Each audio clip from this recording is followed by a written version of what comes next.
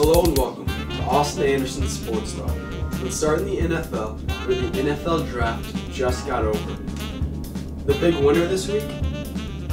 The Arizona Cardinals, where they selected 4 starters. 4.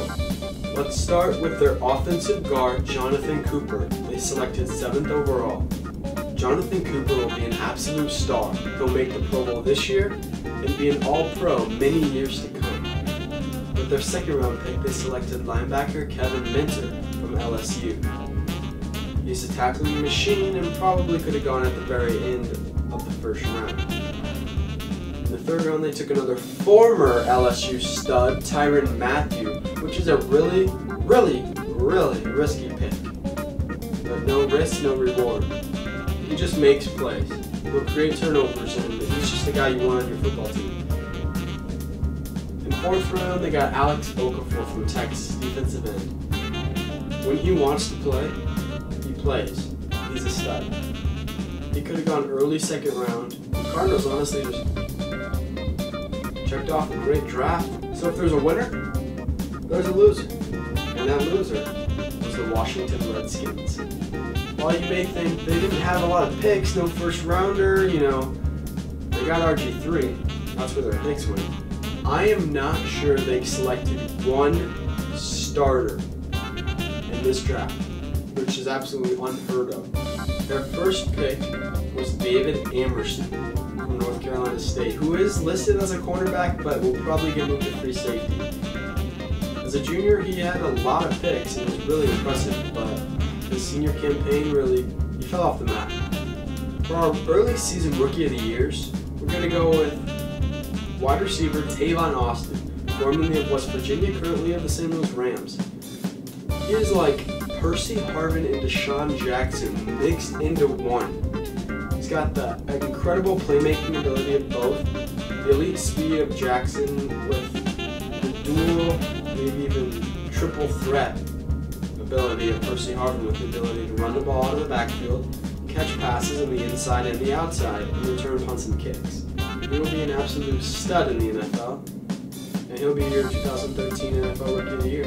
On defense, it's a little questionable, a little harder to pick. You could have gone with linebacker Jarvis Jones, the first defensive player taken, Deion Jordan, Ezekiel Ansah, maybe, probably not, but, Ricardo Mingo.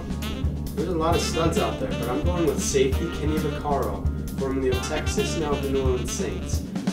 When you have one of the worst all-time secondaries, which the Saints had, Kenny Vaccaro is going to come in and make a huge difference. Kenny Vaccaro is going to have plenty of opportunities to make plays. And that's what he is, a playmaker.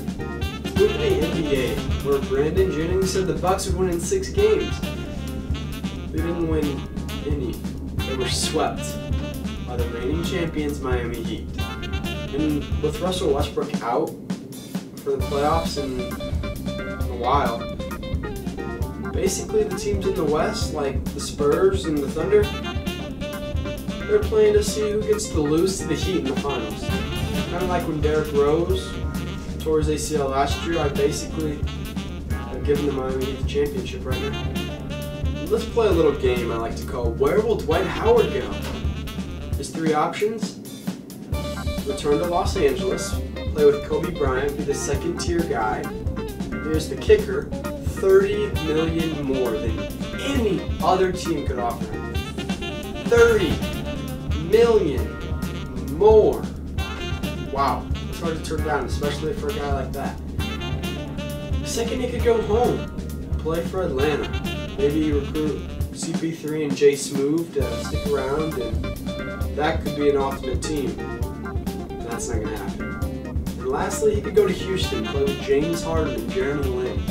That's an up-and-coming team with young talent, and that would be a very solid possibility. So where is he going to go?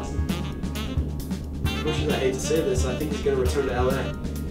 It sucks, but he's the kind of guy that's cared what the media thinks. It's Hollywood. He's the star. He's on ESPN.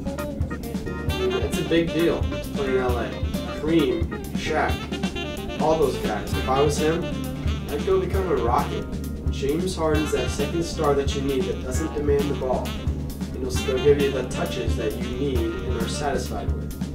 Jeremy Lin's a very solid point guard, and Chandler Parsons can stroke the three.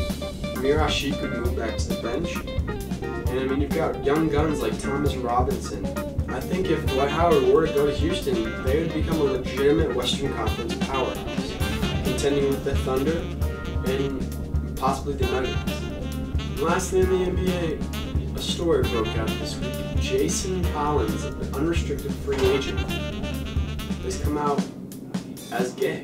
He's the first professional athlete in one of the 4 major leagues to come out and proclaim such a statement. Personally, I hope this creates a spark that, those big guys or people that have been hiding it their entire lives even, going to come out and one day that it's no difference than being black and white or, purple, yellow, green, magenta. That it doesn't matter. It's a difference, but it does not matter. One day I hope that happens. And Jason Collins is taking the correct step in making that happen. We're going to end this segment with Major League Baseball, where the Red Sox are off to one of the best starts in the bigs. I mean, they've got 2 pitchers right now, John Lester and Clay Buchholz, who are pitching lights out.